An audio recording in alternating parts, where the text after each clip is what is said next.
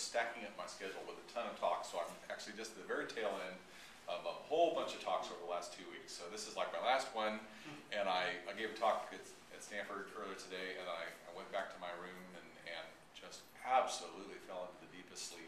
I just woke up, and then I came up and I was sort of debating between like upper, downer, and I finally decided I really need both. So I've got red wine and a little bit of caffeine there, and I'm working to equilibrate at the right level here, so we'll see how we go.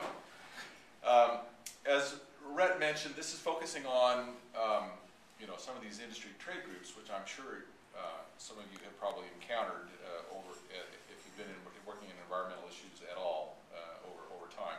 And I'm going to focus on one in particular, but I just wanted to say that if you're at all paying attention to what's going on, you realize there's really quite a proliferation of these industrial actors and groups that are involved in some of these agendas.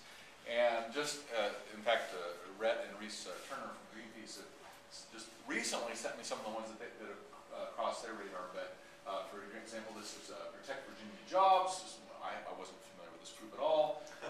Virginia is very close, of course, to Washington, D.C., so I think there's something going on there. But their agendas, and this is quotes off their websites: fighting Greenpeace and WWF's attacks on American companies, the long-standing Consumers Alliance for Global Prosperity, known to be tied in with the Tea Party in the U.S. here, Advocates for Freedom, Advancing Pro-Consumer Policies, Initiative for Public Policy Analysis. I like that one because it's got a really legitimate sounding name, very respectable name. It turns out it's based in Nigeria, and it's a real pro-development thing in working in the African continent, and it turns out they're associated with the Heartland Institute. And if you followed stuff, you probably know about Heartland Institute. This is my favorite here. I love this name. Greenpeace. No more. I mean, the name says it. You know what I mean? No, none of this stuff. Greenpeace. That's it. Or kill greenies. How about that? That would be a better one. A growth-first approach to carbon neutrality. And if you look at their website, there's a lot of stuff about green as anti-growth and And then finally, World Growth International, and that's the group I'm going to talk about a little bit today. It's a group that we've ended up wrangling with somewhat in the Australasian, Asia-Pacific region. So, what is world growth? Can I just ask offhand, how many people have heard of world growth? So, yeah. How many people are on World Growth's email list? Yeah, if you've been so cursed, if you're like me, Red, you didn't raise your hand. You're like on 5. Every time World Growth sends anything out, if you ever get on World Growth's email list, you'll never get off. I mean, till the end of your days, you are marked by World Growth. And I somehow, I don't ask me how I got on, but I'm on now. And so basically, it's an influential group. They're headquartered in Washington, D.C., and they've also got another group headquarters in Melbourne, Australia. They're headed by this guy, Alan Oxley. He's a former Australian ambassador to GATT, the General Agreement on Tariffs and Trade. He's a very strong advocate for free trade. And he's also not overwhelmingly burdened by problems with modesty. So a self-description on one, he has some kind of appointment at RMIT University. I think this is one of these online universities, I'm not really sure, in Australia. One of Australia's most authoritative advisors on international trade and environmental issues. He has an enormous depth and spread of experience. I feel better already, I don't know about you. So they do have influence. I think it's important to emphasize that. So if you go onto certain places, you see that he is one of these talking heads. All these different places. He's regularly interviewed. He's presented as an authoritative figure, that someone who really is out there talking about a lot of issues. And I think it's really important to emphasize that there's a very eager constituency that are listening to people like Oxley. These are just some of the ones I know that are listening to him very eagerly. Tropical timber interests, oil palm, which of course is massive all over the world, wood pulp producers and consumers, and also really a whole set of organizations and corporate interests that are interested in free trade. So there's a lot of people out there that are really keen and eager to hear the kinds of messages that Oxley et al. are forwarding. If you look at how they market themselves, and I think in some sense this is the point of all this, is talking a little bit about how these organizations operate and looking in particular about one of them, and seeing kind of their modus operandi. Here's how they present themselves. It's all about free trade to improve living conditions for people in the developing world. It's all in that sort of parlance of how they do and say things. They very much market in that kind of message. If you start, and like I said, if you're sort of cursed and presented with, or if you get on their email list, you are inundated, kind of pummeled with this stream. And sometimes you get 2 or 3 of these a week. I mean, sometimes there'll be a little bit of a breath in there, but with these newsletters here, and on all kinds of issues. And so you can see here, but you can just get some sense of some of the kinds of the tenor of the stories here. Can environmental campaigners be trusted with data? Critiques green, you hear this word green protectionism a great deal. A lot of this is in trade parlance. And they're very involved, very engaged in a lot of the International Climate Accord discussions. So they actually have a major presence in a lot of these, as well as a huge number of different resource issues. For instance, Oxley had quite a presence at Cancun, and there was an article in the Washington Post about him, the loneliest man in Cancun. So here he was, he's going to this forum where there's a lot of discussion, a lot of momentum about, REDD and reducing deforestation to reduce carbon emissions. And here's Oxley saying, no, we need more deforestation. He evidently did have some people there talking to him, but the bottom line was he was sort of sticking out there a bit. If you kind of interact with Oxley and groups like that, you get a sense of a little bit of how they see the world. Some sense falls into 2 categories, camps here, on the political spectrum. So there's Greenpeace, WWF, people like myself, and then there's moderates, and Oxley and his gang. And there's not a lot of middle ground here. It's kind of you're one or the other, I think, in terms of how you fall on their thing. And it's interesting to see how we're portrayed. This is not actually by World Growth. This is by the Allied Consumer Alliance for Global Prosperity. But this is sort of how we're all presented here. So this is me. And I don't know about you, but I spend a lot of time hanging out with big union bosses like that. That reminds me a lot of a friend of mine, Joe, who's fun at barbecues. I wish he could leave the bullhorn at home, but beyond that, he's a good guy to have around. So, now, World Growth spends a lot of time talking about forestry and forest issues, and you hear the word forestry. We need more forestry. They're advocating forestry, and it's all about promoting forestry.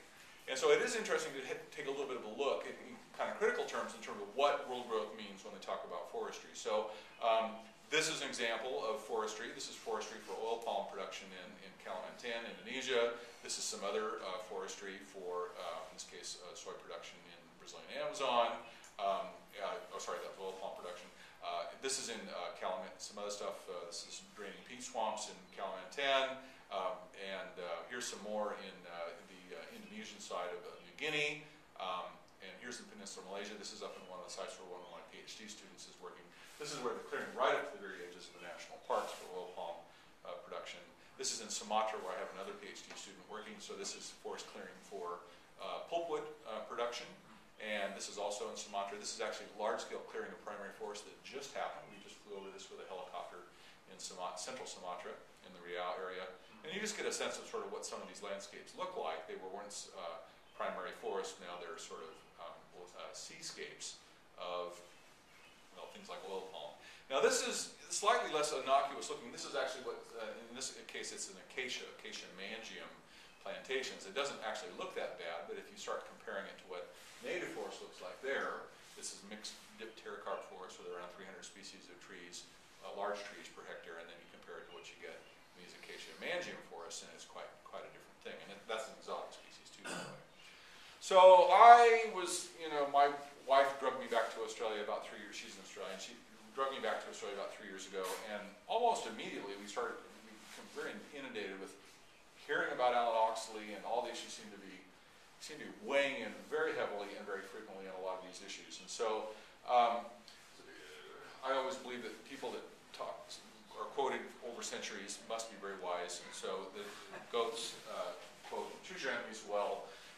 struck me. And Oxley was so engaged at so many levels and clearly was having a strong influence. We decided finally there needed to be some kind of retort to these various points and arguments that he was involved with. So I ended up coordinating a group of quite prominent scientists, including Paul Ehrlich here at Stanford, and Sir Gillian Prance, former director of the Kew Botanical Gardens, and Georgina Mace, who's Fellow of the Royal Society, and Tom Lovejoy, and a number of other real prominent people. And we put together a letter which was really looking seriously at the, and I mean, when I say seriously, I mean, we really put a lot of work into this letter. You're just looking at the front part of it here. It went on for many pages, and it was all documented and footnoted, where we really looked at critically at the arguments, and we documented every single thing that we said. And so this went on for some number of pages, and this became an open letter. Brett helped us to sort of figure out how to get this out to the broader public. And it was interesting, and what we realized, there was a whole groundswell of people that were really pissed off at Oxley and were really happy to join in discussions about this. So firstly, Oxley himself was very annoyed at us, and so there was a debate that went on, and I was pleased to see that it was playing out in places like the Jakarta Globe, so it was reaching some of the audience in some of his main constituency in places like the Asia Pacific region, and so there were things that went back and forth, and some other people picked on him a bit. It kind of went on a little while. I don't think Oxley was actually that impressed. And so it's actually played out over a while. So there's been, yeah, lots of newspaper stories and rejoinders and things going back and forth. In fact, I've got an editorial right now that's critical of Oxley that I'm trying to get in this, either the Sydney Morning Herald or Melbourne Age in Australia over logging issues. Oxley and I ended up actually doing a face-to-face debate at Australian National University at their, what's sort of the equivalent of like the Kennedy School there. And this was not an especially friendly encounter, I have to say. It was interesting. Oxley threatened to sue me. I told him to stop crying. It kind of, yeah, you get this center of it. There was a couple of TV shows, national TV shows in Australia that came out that I was involved in that was really critical of Oxley. And then I ended up, well, he and I ended up giving opposing testimony to an Australian Senate committee, which was considering, and is still considering, an illegal logging bill, which would be very important. Now, if you follow the illegal logging issues, you know that the EU's has improved some of their provisions to try to combat illegal logging. The U.S. has provisions, the Lacey Act, which have been very much tightened and are helping to combat illegal logging. And Australia has been debating for some years now. I should thank people like Reese Turner for considerable help with this. But are debating this issue for quite a while and trying to get some really, I think, quite solid legislation passed. And yeah, as I mentioned, this debate got a little bit heated up at times. And Oxley has, on a couple occasions, threatened to sue me.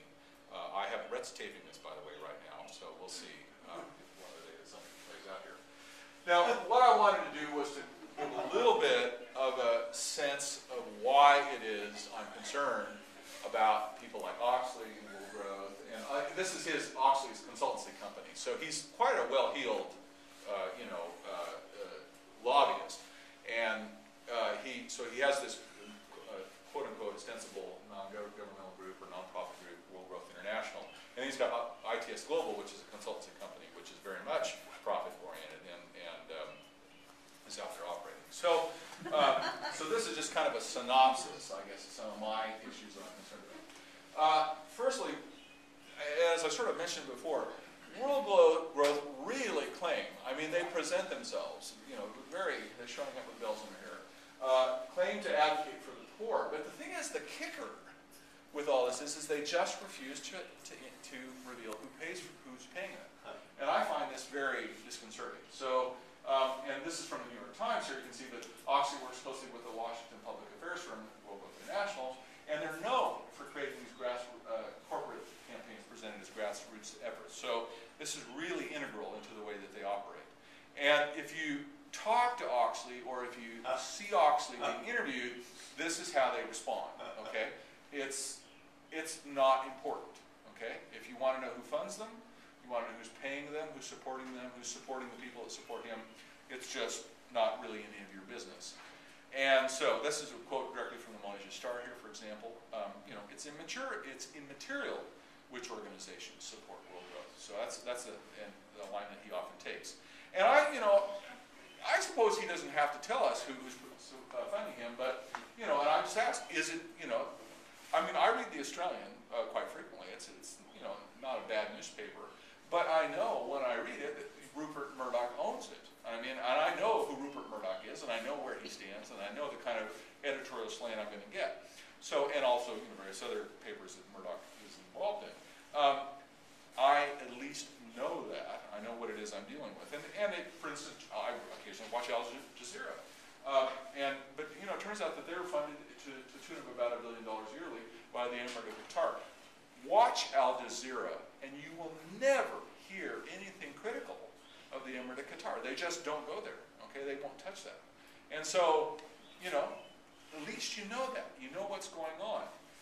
But with Oxley, you don't.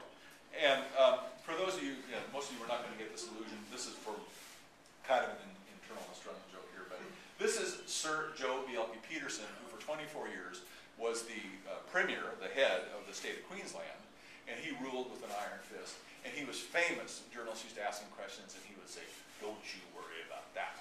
That is his, and that's, I think Oxley is becoming very Bjelke-Petersen-esque in the way he's responding to a lot of these things. It's don't worry about it.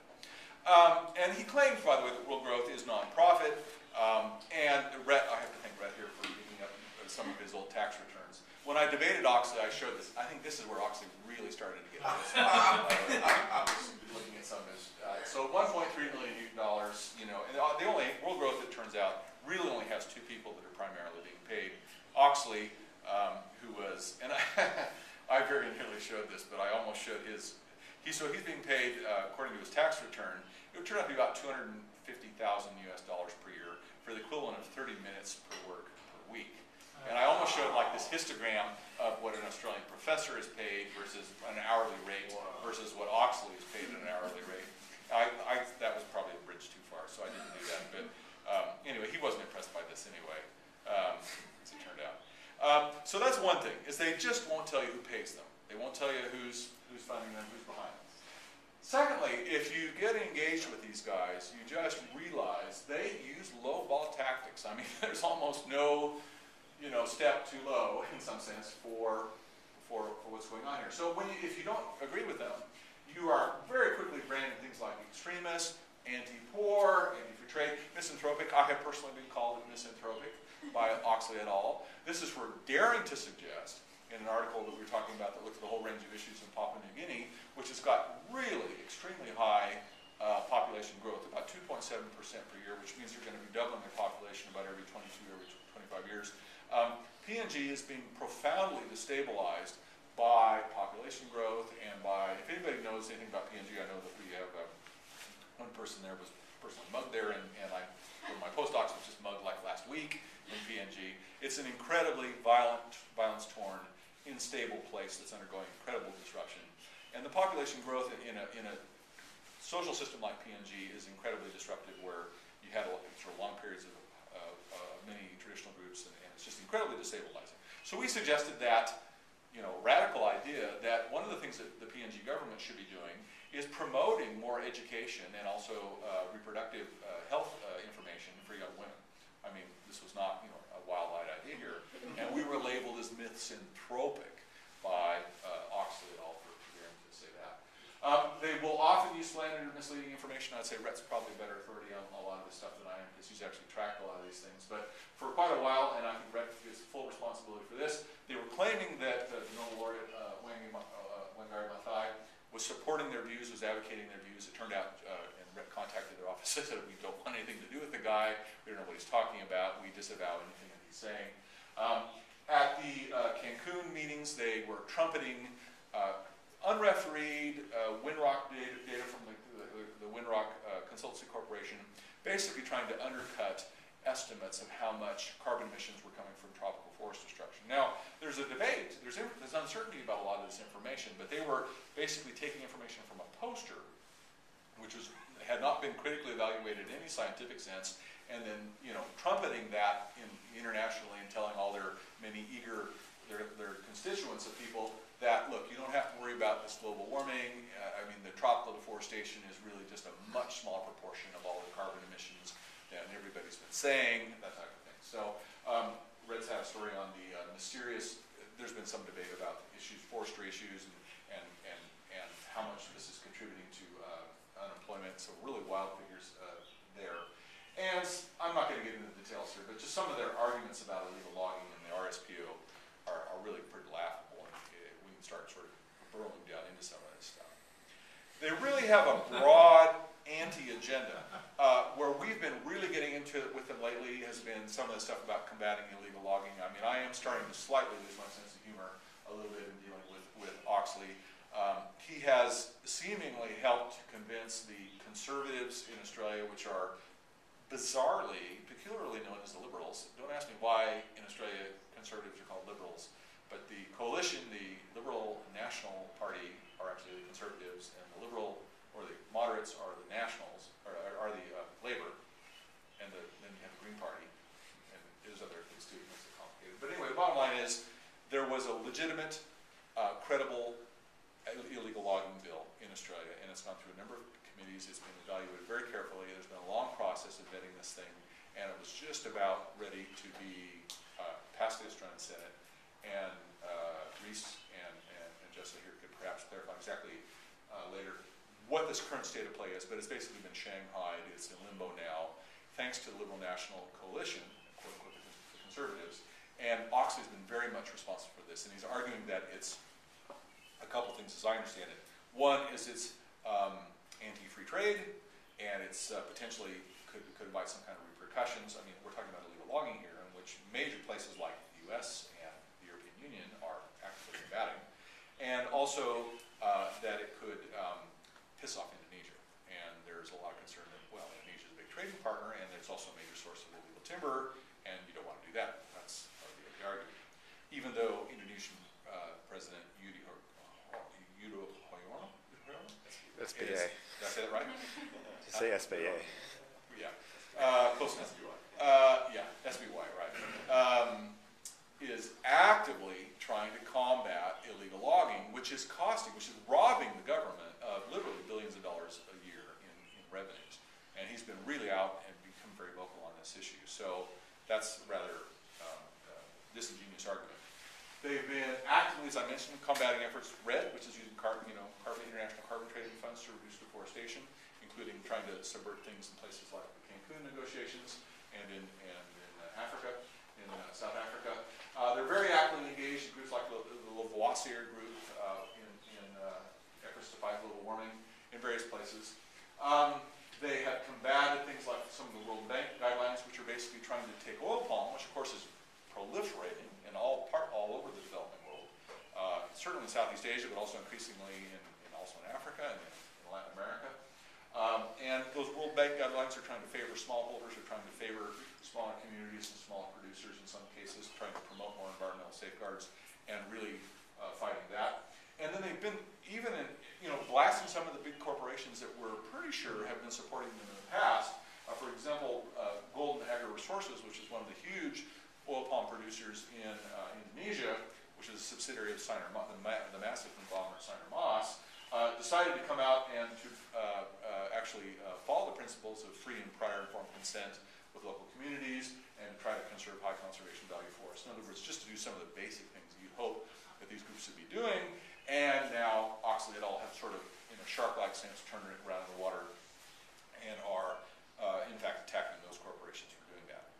So I think the bottom line, in terms of what you can say about groups like Oxley, is even though they very much present themselves as being the sort of pro-poor, pro-growth groups, they're really much more pro-big business, and I think that's the bottom line. And these are the things that ultimately that really frighten me about a group like that. There's really just a shocking lack of transparency. I mean, they're out there fronting a lot of these things and actively defending a lot of corporations, but they just will not tell us who pays them.